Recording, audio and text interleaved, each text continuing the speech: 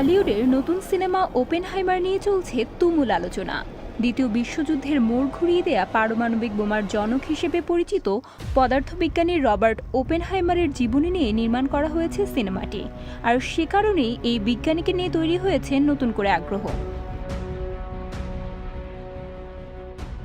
Germany থেকে অভিবাসী হয়ে আমেরিকায় আসা এক ইহুদি পরিবারে ১৯০৪ সালে জন্ম নেন ওপেনহাইমার। বিলাসিতার মধ্যে বড় হওয়া ওপেনহাইমার অত্যন্ত লাজুক হলেও ছিলেন খুবই বুদ্ধিমান।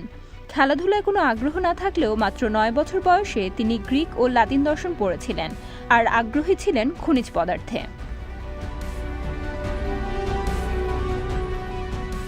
ওপেনহাইমার হার্ভার্ড বিশ্ববিদ্যালয়ের রসায়নে পড়েন, এরপর স্নাতকোত্তর করেন ইংল্যান্ডের কেমব্রিজে। তবে স্পর্শকাতর ও উদ্ধত ব্যক্তিত্ব এ সময় তার জন্য নানা সমস্যার কারণ হয়। ল্যাবরেটরিতে কাজের আগ্রহ না থাকলেও শিক্ষকের জোরাজুরিতে বিরক্ত হয়ে একদিন তিনি একটি আপেলের ভেতর বিষাক্ত রাসায়নিক পদার্থ ভরে তার টিউটরের ডেস্কে রেখে দেন। সৌভাগ্যবশত টিউটর আপেলটি খাননি, কিন্তু ওপেনহাইমারের কেমব্রিজে পড়াই এজন্য ঝুঁকির মুখে পড়ে। শেষে মনোবিজ্ঞানীর কাছে যাবার শর্তে কেমব্রিজে পড়ার অনুমতি পান তিনি।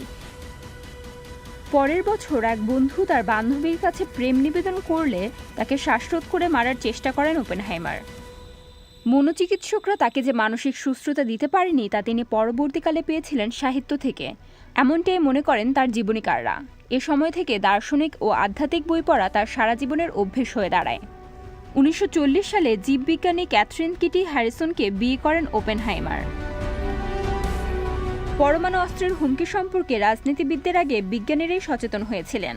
১৯৩৯ সালে আলবার্ট আইনস্টাইন প্রথম মার্কিন সরকারের নেতাদের কাছে এ নিয়ে এক চিঠি লিখেছিলেন।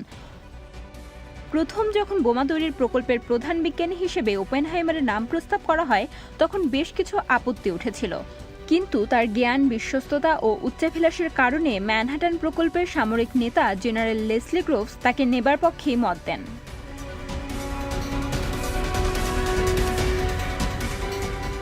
যুদ্ধের পর পরমাণু বোমা সম্পর্কে ওপেনহাইমারের মত পাল্টে গিয়েছিল। তিনি একে ত্রাস ও আক্রমণের যন্ত্র এবং অস্ত্র নির্মাণ শিল্পকে শয়তানের কাজ বলে আখ্যায়িত করেন। ১৯৬০-এর দশকে দেয়া এক সাক্ষাৎকারে ওপেনহাইমার বলেছিলেন, বিস্ফোরণের পরপরই তার মনে পড়েছিল হিন্দু ধর্মগ্রন্থ ভগবদ্গীতার একটি লাইন, এখন আমি পরিণত হয়েছি সাক্ষাৎ মৃত্যুতে, বিশ্ব ধ্বংসকারীতে। মার্কিন প্রেসিডেন্ট হ্যারি ট্রুম্যানকে ১৯৪৫ সালের অক্টোবরে তিনি বলেছিলেন, আমার মনে হয় যেন আমার হাতে রক্ত লেগে আছে। প্রেসিডেন্ট পরে বলেছিলেন, আমি ওকে বলেছিলাম রক্ত লেগেছে আমার হাতে, ওটা নিয়ে আমাকেই ভাবতে দাও। অস্ত্র তৈরির সময় ওপেনহাইমার তার সহকর্মীদের বলতেন, পরমাণু বোমা ব্যবহৃত হলে কি হবে তা বিজ্ঞানীদের বিষয় নয়, তাদের দায়িত্ব তাদের কাজ করা। কিন্তু যুদ্ধের পর ওপেনহাইমারের নিজের যুক্তির ওপর আস্থা নড়ে গিয়েছিল। পরে আরও শক্তিশালী হাইড্রোজেন বোমা তৈরিরও বিরোধিতা করেছিলেন তিনি। এ কারণে ১৯৫৪ সালে তার বিরুদ্ধে মার্কিন সরকার তদন্ত করে এবং তার সিকিউরিটি ক্লিয়ারেন্স কেড়ে নেয়। ১৯৬৩ সালে তাকে এনরিকো ফার্মি পুরস্কার দেয়া হলেও ক্লিয়ারেন্স ফেরত দেওয়া হয় তার মৃত্যুর ৫৫ বছর পরে।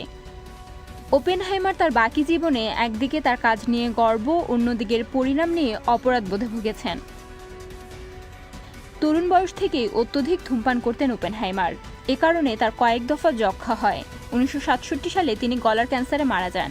তিনি বলেছিলেন, একই ভুল পুনরায় না করাই হচ্ছে বিজ্ঞানের কাজ, এটা কবিতা নয়।